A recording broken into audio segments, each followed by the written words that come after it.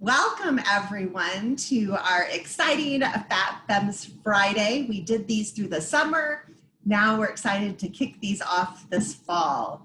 Today we are celebrating Latinas in Engineering as part of Hispanic Heritage Month, and I'm super excited to have our panelists that are joining us today. I'm going to let them introduce themselves in just a second, but just some logistics. We are in webinar mode. You can use the chat and you are able to message each other and all of the panelists.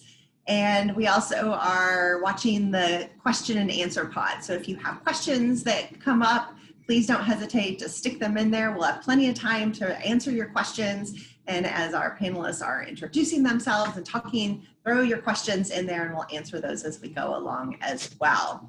I have on the screen our upcoming FabFems Fridays for the rest of this fall. So you see we have 3 additional ones that are scheduled. So I hope you will join in for those. On In-Between Fridays, we have leadership workshops. So I also encourage you to check those out and join in for any of those. They are all on our Google Calendar. You can find that on our Women in Engineering Program website. And as always, we're going to post all of this stuff on YouTube so that you can watch it later at your leisure as well.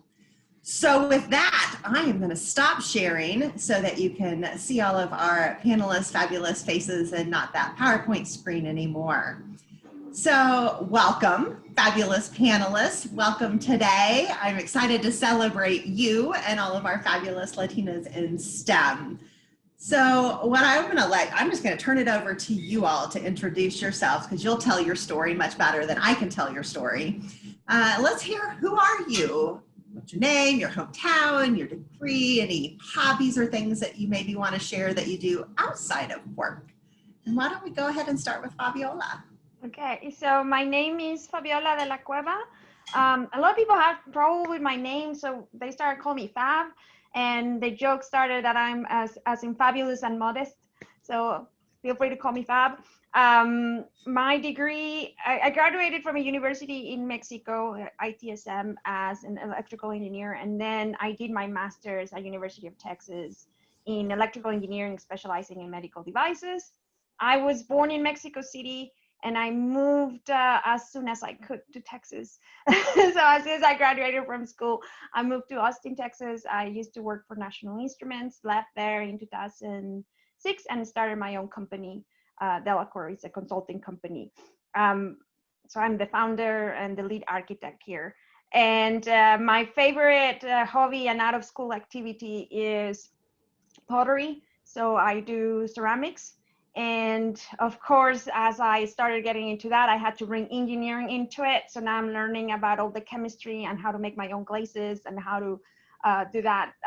So I'm always bringing the engineering into the pottery. And I say that my art, it's a search between the chaos, the border between the chaos and the order from the engineering and the chaos of the artistic realm. So that's me.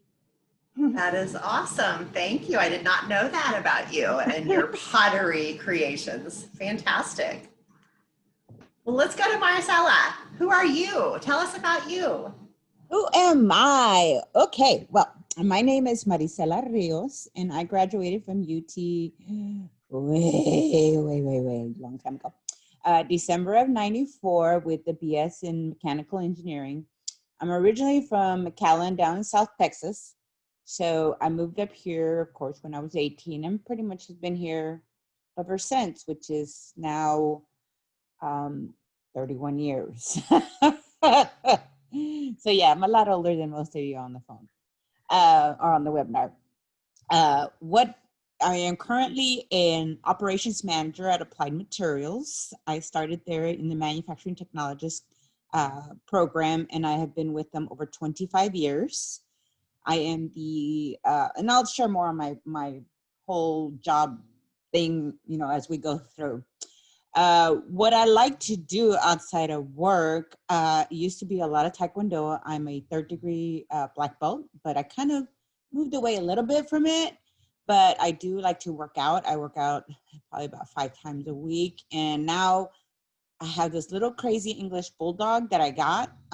She is a riot. I know Trisha's seen some of her videos and pictures, and She's just something else. And I was gonna show you, this is actually her jersey that she'll be wearing tomorrow. She's got her t-shirt for today. So after she gets a bath, she'll get her t-shirt on. But that's her jersey for tomorrow. She likes to watch football games with me. I was jumping around watching the Cowboys, and she was confused also as to what I'm doing, including last week's UT game.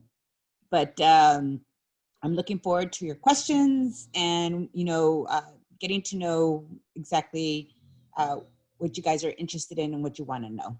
Okay? Thank you. And yes, your dog is something else for sure. Very cute.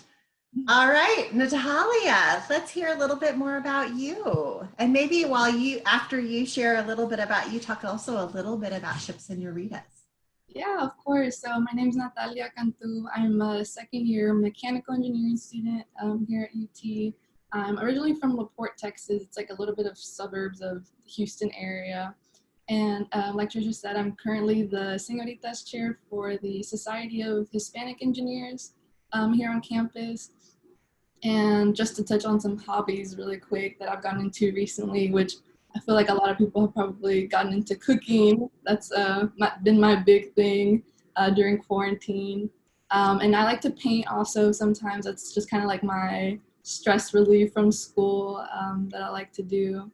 And so a little bit about SHPE Señoritas. We're not, or I guess I wouldn't say that we're our own org. It's kind of like a org within an org. So within SHPE. And we just host a lot of professional development events, socials, just for all of our female identifying members within SHPE. And I'm really excited to continue planning events for this year. Awesome, thank you. Well, let's dive into one of our first questions.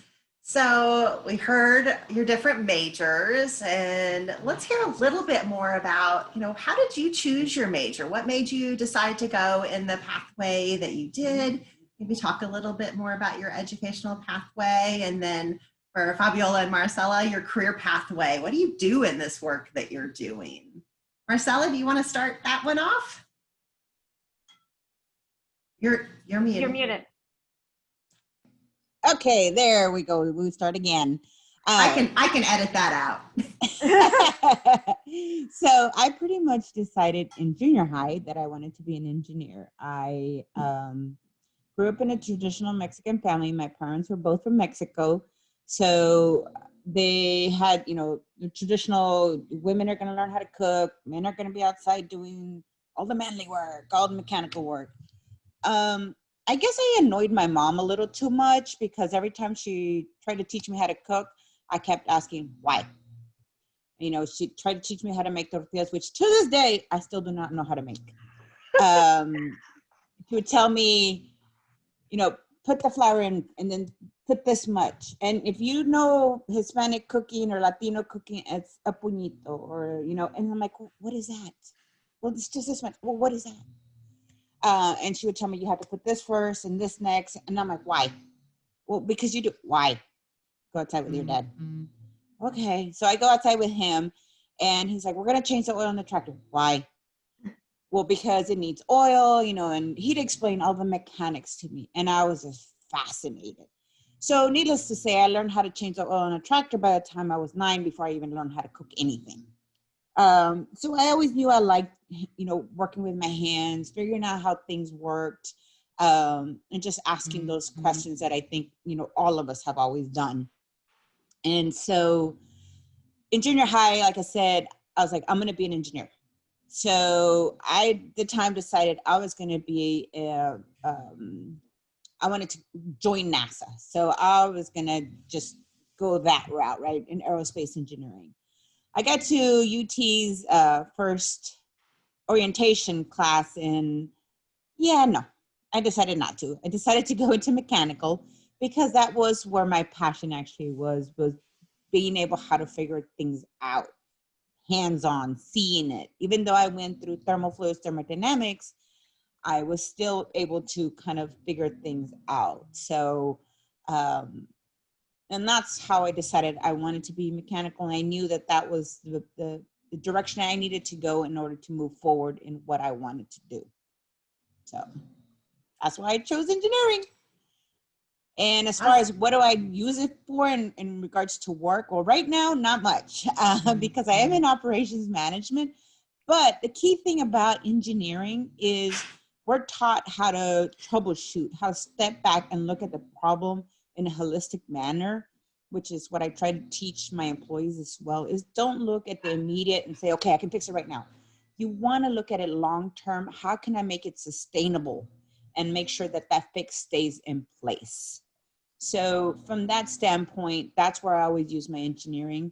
I have switched back and forth over a 25-year career at Applied between engineering, project management, back to engineering, back to project management, back to engineering, back to management. And as Trisha knows, I am the sole Hispanic female operations manager at Applied Materials in manufacturing, which is a good and a bad thing in my eyes because there's finally somebody at that level that looks like me, but it took a while for me to get there or somebody to get there. And I see more up and coming women and that are getting into management. So I encourage them highly. So. Awesome. Thank you. Let's go to you, Fabiola. So I decided to be an engineer. I think I was like 6 or 7 years old. Like and it was the same thing. I wanted to understand how things worked. I always tried to, new things. And I used to work a lot with my dad on projects. And one time I saw, I don't even remember what the TV show was, but it was a TV show from the US that was double into Spanish. And there was a young man that was bedridden and he couldn't communicate. And somebody realizes that he can move his eyes and they give him a device and they realize that he knew how to read. And they asked him, how is it that how did you learn how to read? And he was like, well, his mom always read to him books and everything. So he starts to communicate. And I told my dad, that's what I want to do. Like, I want to bring technology that helps people integrate that helps people make their life better. So my dad passed away when I was 15, and that made things a little bit more difficult because all the independence and all the encouragement that my dad gave me was a little bit hampered because my mom was more worried about, are you going to get married, right? Like, who's going to want to marry you if you are smart and an engineer? And it was always a struggle because if I started to doing more art stuff, it's like, oh, you're wasting your talents. But if I was working more on engineering and math and science, was like, oh, you need to dumb it down. And I was like, people, could you just make up your mind? I just was very irreverent and always went against the mold that the Mexican society had for me. So I always felt like I had a big "I do not belong here" sign on my forehead. But I plowed through. When I was in engineering, I graduated from Tec de Monterrey in '99, and there was only 3 women in my major in electronics and electrical engineering. And I kind of felt like I had to be one of the boys to fit in. And I know a lot of people from my generation that did that, right? And when I moved to Austin, like I said, National Instruments hired me, and I always wanted to do engineering. I had the same thing like Maricela. I wanted to get my hands dirty, but I have a leader in me, so I would end up getting picked for leadership positions, doing team leader, project management, manager, but I kept wanting to get my hands dirty. So finally in 2006, I left to do my master's in electrical engineering, specializing in medical devices, because, and here's the thing for everyone that's listening, I was convinced that I was a hardware engineer. I had my path, this is what I want to do. I want to do design. This is me, right? My husband always told me, no, you're software. And I'm like, no, software people are always like, they have like this gamer mentality where they answer with monosyllables and they forget to eat and whatever. No, I'm not that. Well, turns out when I started doing my master's, people found out that I knew LabVIEW, which is the software that National Instruments does. And they started hiring me to work on projects and paying me. And I realized 2 things. One was that I was really good at it and I really liked it. And the other one was like, wait a second, I wanted to do my own business. I can do my business doing consulting. And I found a way to change what everybody had told me was a bad personality trait growing up, which is being a know-it-all and telling people what to do. I actually found how to make a career out of it. And people now actually pay me to tell them what to do. And they pay me because I'm a know-it-all in my area. Now, you have to be humble, and I'm kind of making these jokes to bring the thing home. I still realize that I know a lot of a very little area, and I have to still attend conferences and stuff. The other thing that I realized is like, well, Fab, you're not doing what you said you were gonna do, right? Well, I found a better way to use my talents. And I have managed, like a lot of my customers work on biomedical companies. And one of my customers, for example, makes medicines for cancer. Another customer makes laser devices to diagnose sickness. So I may not be the one that is doing the technology that I dreamt that I was going to be doing, but I'm empowering a lot of people to do it. It took time to realize that. So anyway, so I went too long, sorry. That was great. Thank you for sharing that pathway and your story. So Natalia, let's hear about you. You're still a student in engineering, but let's hear about your career pathway to get to where you are today, and maybe a little glimpse of where you think you might head, if you know, because we all don't always know. Yes, completely. And I totally relate with Marciela and Fabiola on not wanting to fit that traditional like Mexican like woman mold. And I was lucky, like my parents always like supported that and like encouraged me not to. And I always think it's funny looking back on like how I really became interested in engineering, because I think it was kind of by accident.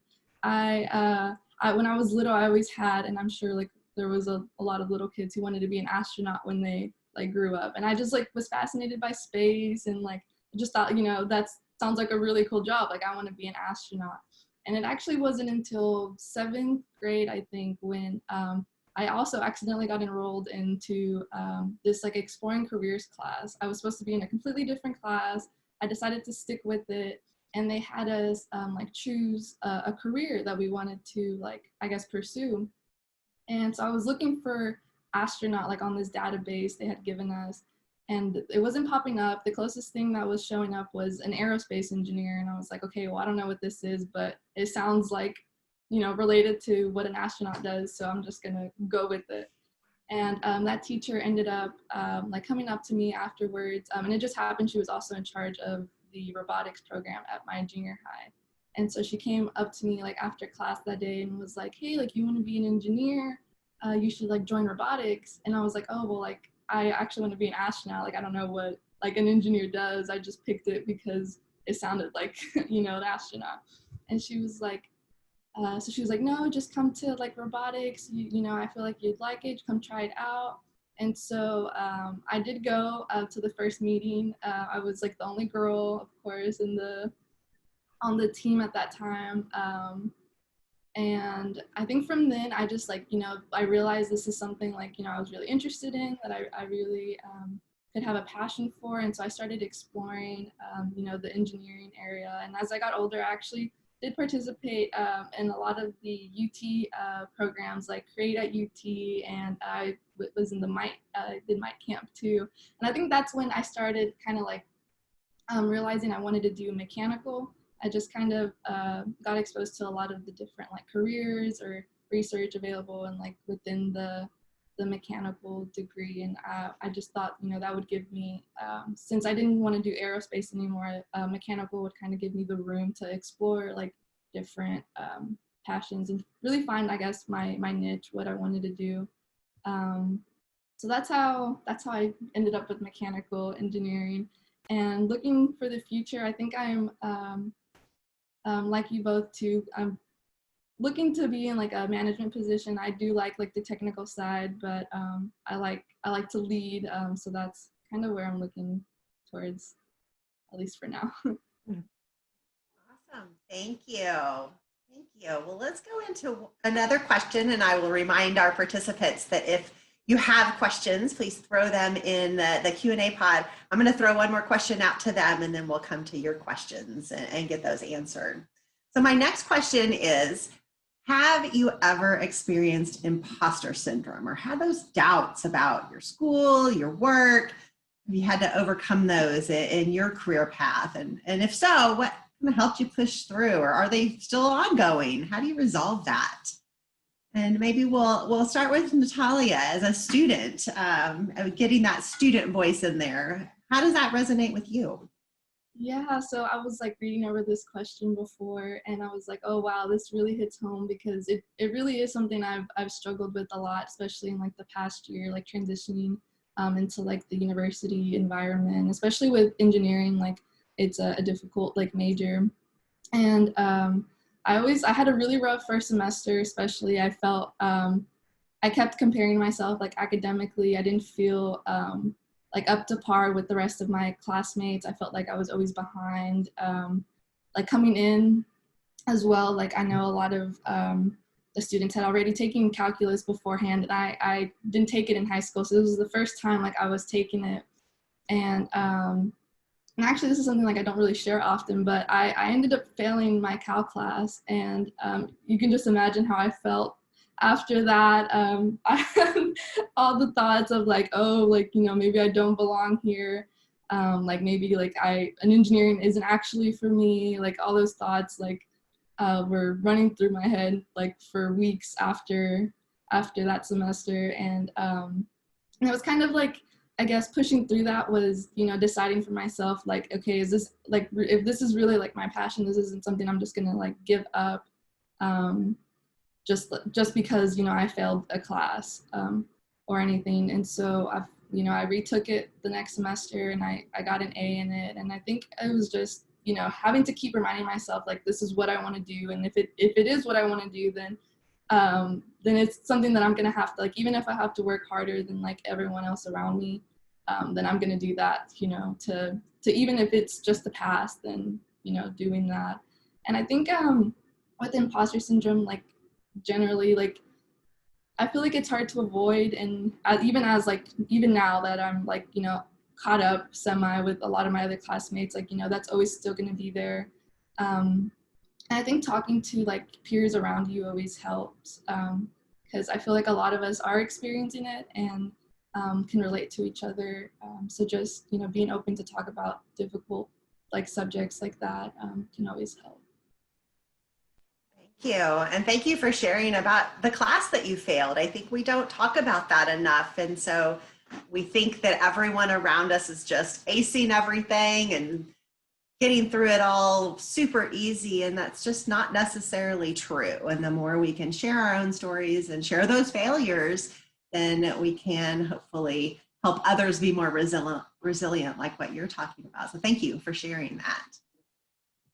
Marcella, how about you?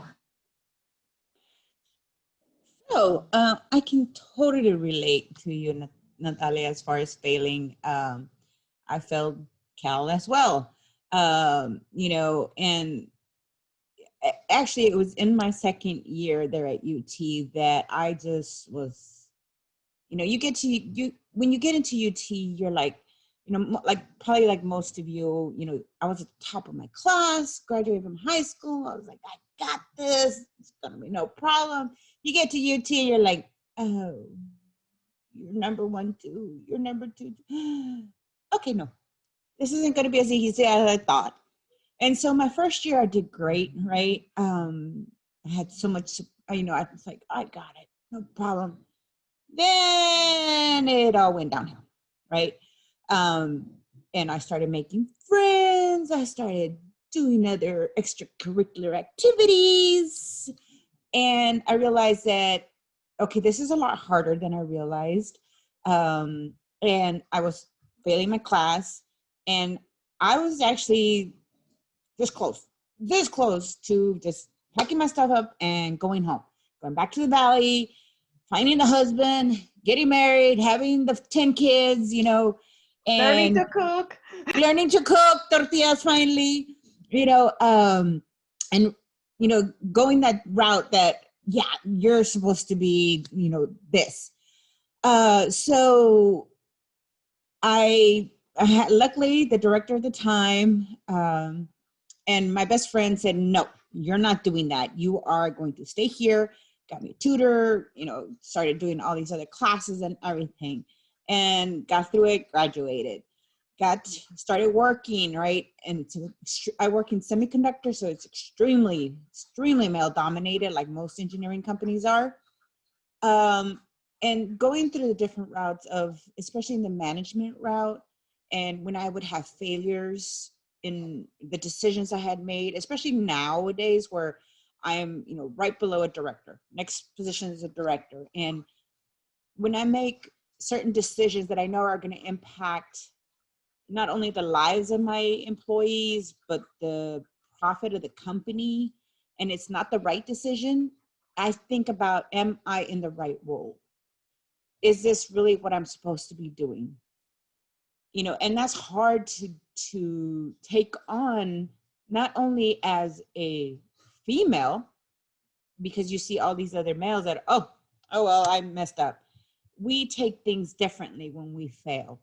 And in the Latino community, we take it even harder because we're expected to, you do it right the first time and you don't complain about it. So I always made it a point to kind of bottle things in and not share. But then I realized that was detrimental not only to my career, but to my health.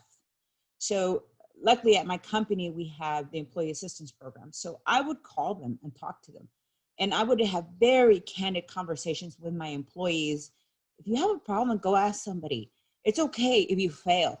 You're gonna fail. I have failed left and right at this company, and I'm still here 25 years later, right? You learn from your mistakes. If you're not, I used to tell one of my supervisors, if you're not learning, you're not growing, plain and simple. So yes, I felt like an imposter many, many times. But at the same time, I had to realize that I am not an imposter. I am who I am, and you will deal with me, whether you like me or you don't. And I'm here to stay, and I'm going to show you what I'm capable of. So many times when I was the only female in the conference room or in the webinar nowadays, right? Just like school, I spoke my mind.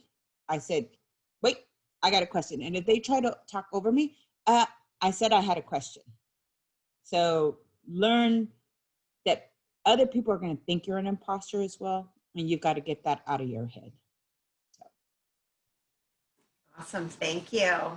Fabiola, what about you? I'm Imposter thinking syndromes? like million stories just pop up in my head as you were talking about. I mean, I was showing Trisha earlier, you know, my name is on this book. Like I'm supposed to know this topic, right? I am invited to talk at conferences and I still have imposter syndrome. And I have to tell my brain, you know, it's almost like I have to be my own pep talk, right? It's like, Fab, you wrote a book, right?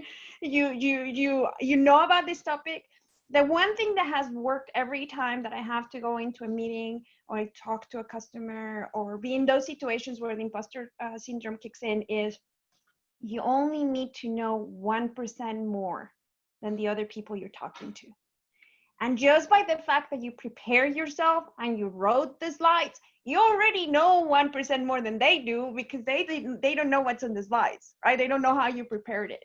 Every time, so just think about that. I only need to know 1% more. I only need to know 1% more than what the questions are on the exam. I don't need to know the entire semester topics. I just need to know what I need to prepare for this section. And that has helped me tremendously because before I would just go into a lot of pressure. And then on the topic of failure, I'm unfortunately, and I mean this completely, my life went as I wanted until I was in my mid-20s. Like right after I graduated, right before I went into UT, it's almost like I had an early midlife crisis. Everything started to go downhill, and I realized that I had never failed. I had always had good grades. I'd always had scholarships. I always was the best at everything that I did. And I finally found a situation where I didn't know the answers, and the answers were not at the end of the book. And a lot of things happened at the same time. I left my job. I lost a baby. there was like everything came at once. And I realized that I had to learn how to deal with failure very old.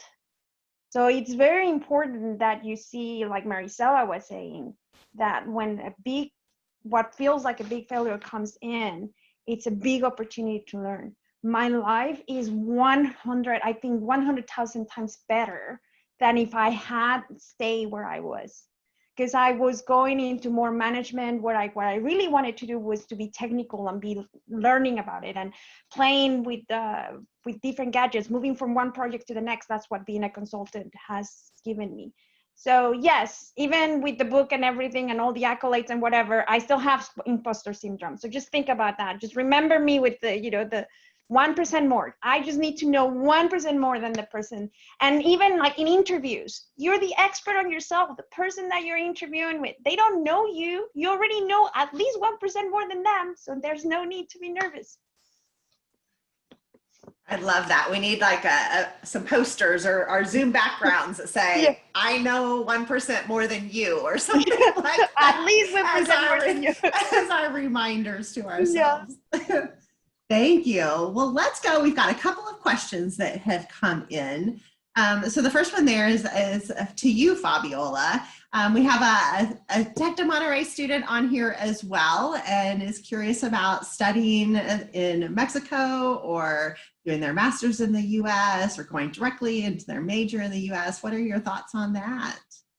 I mean, studying my major in Mexico was great. It was what I could do at the time. I had the opportunity to take a scholarship in Mexico or a scholarship in France, and it boiled down that I didn't have the money for the airplane and everything else. So that's why I chose to stay in Mexico.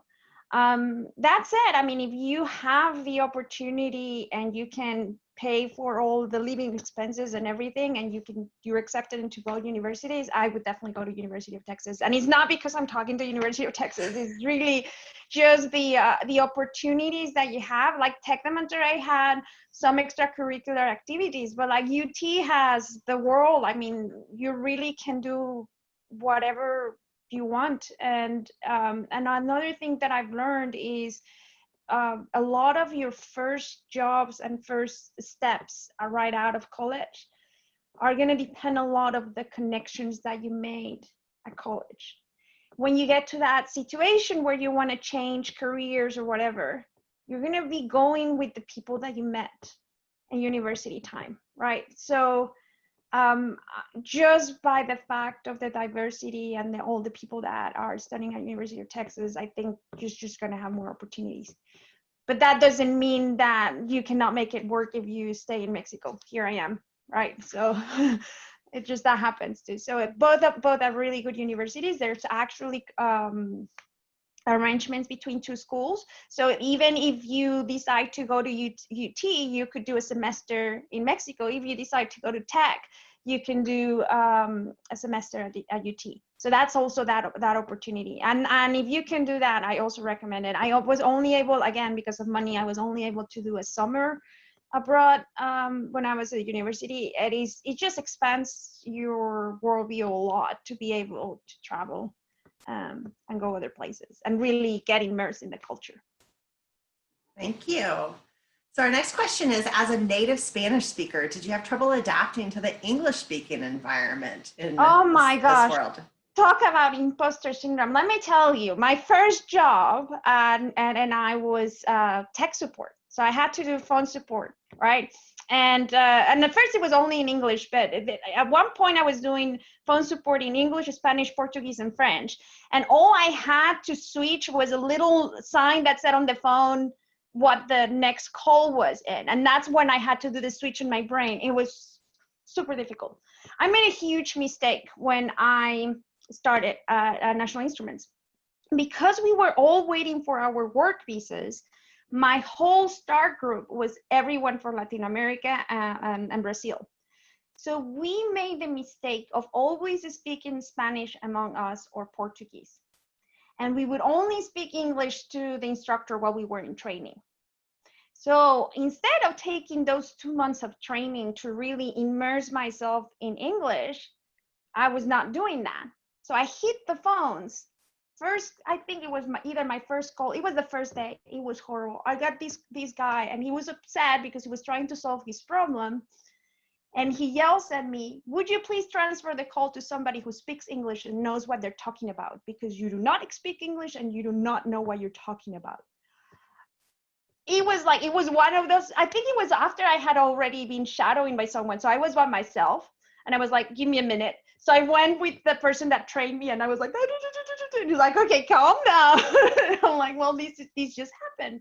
He's like, "Okay, I'm going to be listening in, and here's what you're going to do. I'm not going to take over. I'm just there in case things escalate even further." They had already escalated a lot, if you ask me. So I pick up the phone and I tell the customer, "Look, sir, here's the situation. As you realize, I'm new. This is my first week on the phones. If you hang up and call again, more than likely, you're going to get me again because everybody's busy, right? So why don't we just try to work through my broken English and I'll help you out." And of course, by this point, he probably realized how rude he was being and that I was not, and he was like, no, it's okay. So anyway, my boss was really nice. They let me get out of the phones and just work on that. They said, you have to nail this one, right? Otherwise you're not going to have confidence on the phones after this. So it took me a while, but I solved the problem. And when the reviews came back, he said, even though she spoke broken English, she was the only one that was able to help me. 5 stars. And I was like, now after that, I was like, I better get good at listening English. So what I did is I would watch everything with closed captions. And I knew I was getting better when we would watch like Jay Leno or, late night shows. And my husband, he's from Mexico too, but he was much more fluent in English. He would always laugh about a minute before I would laugh, right? Because I was reading the jokes on the closed caption. So my laugh was always a little delayed. I knew I was understanding English when the laughs started happening at the same time. Listening to NPR helped a lot. And just having the NPR is very good because they're always interviewing people from different parts of the world. So you start getting used to listening to different accents. So yes, it took a while and I made all sorts of funny mistakes when I started. The main thing is talk, try it. People will correct you. People still correct me. I always, when somebody corrects me, I'm like, yeah. One of these days I'll learn English. It's like, it will take time. And my accent refuses to go back to Mexico. So it's just, I've been here 20 years. It's not going anywhere. So. Thank you. Well, thank you for sharing that. And I think that's also a great story about resilience, right? You figure out how to navigate. You persisted through that phone call. You ended up problem solving your way through it and got to a great result in the end, which is what we all do as engineers, right? So it's applying that in a different way. Well, I'm going to combine this last question with our last question for our panelists because we are almost at time and I want to make sure we get them both answered. So our question that came in for our attendees, if you could go back to the start of your engineering career education, would you have done anything differently? And I'm going to tie that in with share a tip that you have for our audience for their future as engineers as we head out of this webinar.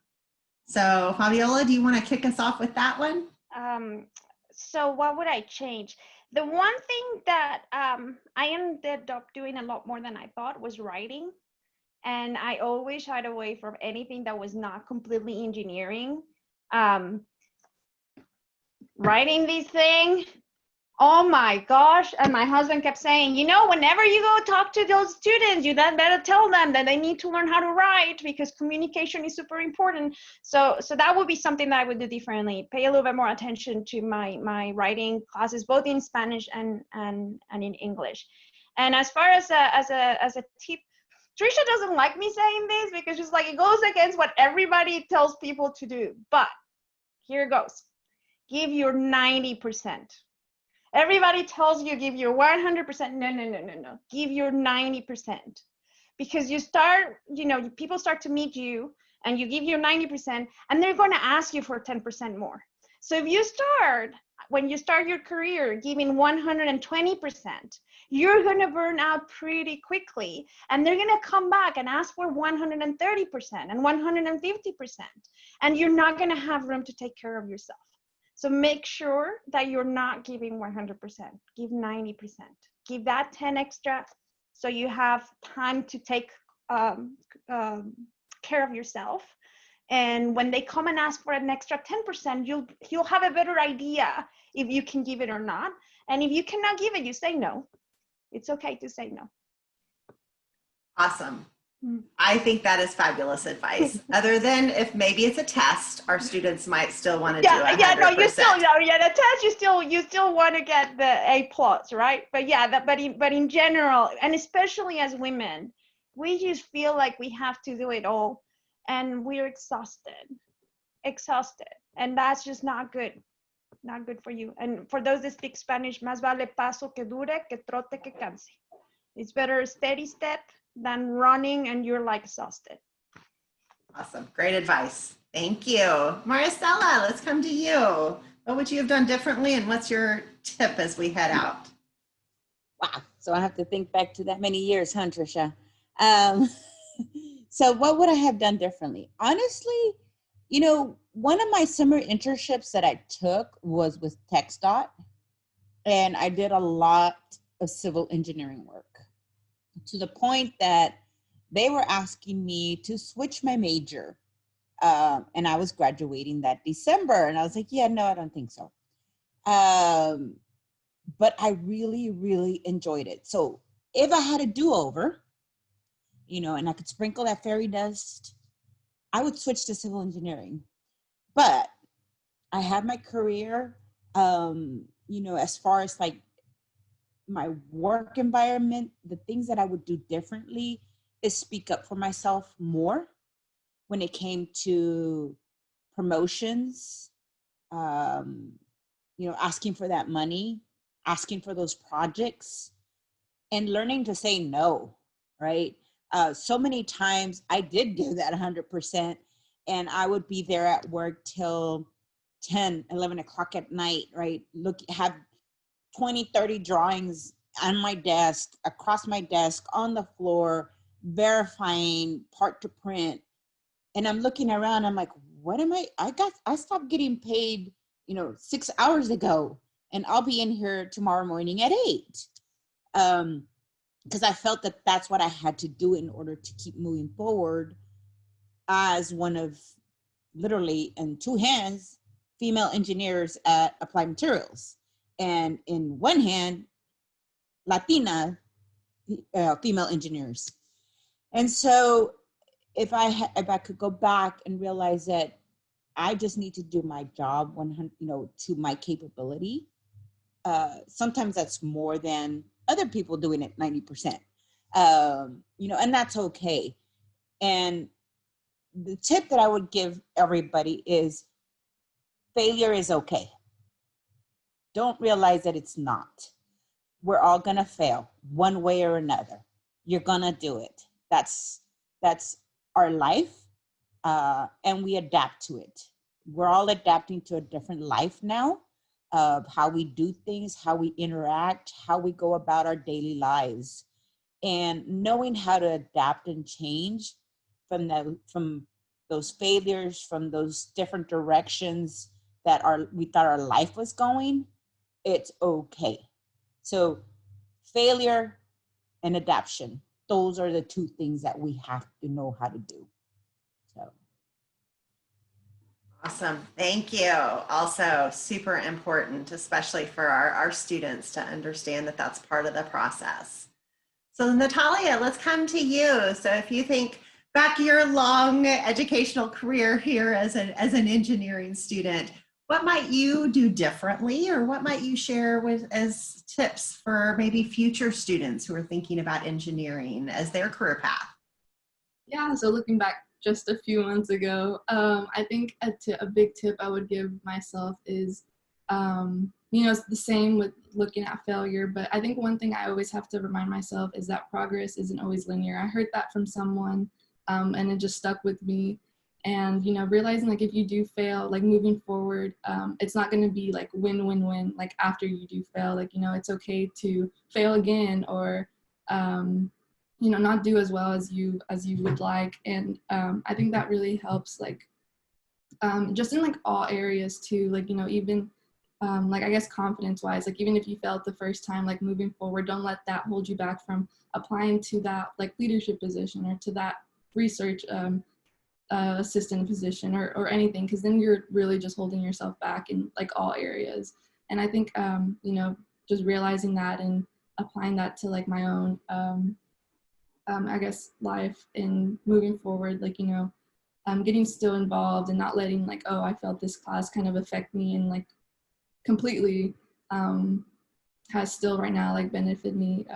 Even like, I guess like having like the lower GPA, like now that it's like recruiting season, you know, still putting myself out there after I made that mistake has really helped, like, you know, with getting internships or interviews or anything like that. So that's one tip I think I would give. And of course, like always, they will tell you this a million times, like reach out if you like need help. And that's so true. And I think it's something that we actually need to like take advantage of like early on before you start struggling.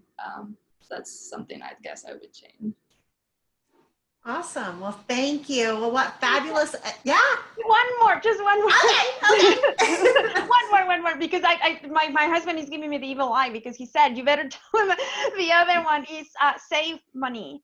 Once you graduate, it is very, you know, you go from being a poor student to having a very good paying job. Try to live like a student as much as you can. Save as much money, because even though money does not buy happiness, having that cushion, knowing that what's the worst that can happen if I say no? They fire me. Okay, I have enough savings to survive for 2 years or for a year. That's more than enough time to find a new job.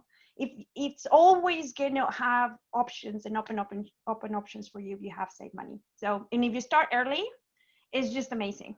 It really is. So sorry, I just thought about that.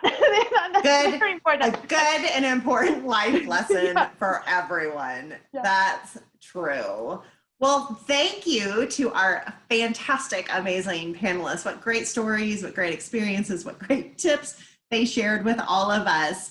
If you're looking for more amazing STEM role models, some more STEMistas, you can find them on fabfems.org. I encourage you to go check that out and reach out to some of the fabulous role models that are on there. You will find all kinds of amazing STEM role models as well on our YouTube channel, and we'll be putting this video up there shortly so that others can access this as well. And we have lots of great frequently asked questions lists for those of you students or prospective students out there trying to navigate and wanting to get some more of those tips and resources. And don't miss out on our upcoming FabFems Fridays. Our next one is in a couple of weeks on October 16th. We will be celebrating engineers in medicine and healthcare and medical technology and all things related to medicine and healthcare. So join in for that, for some more interaction with fabulous role models.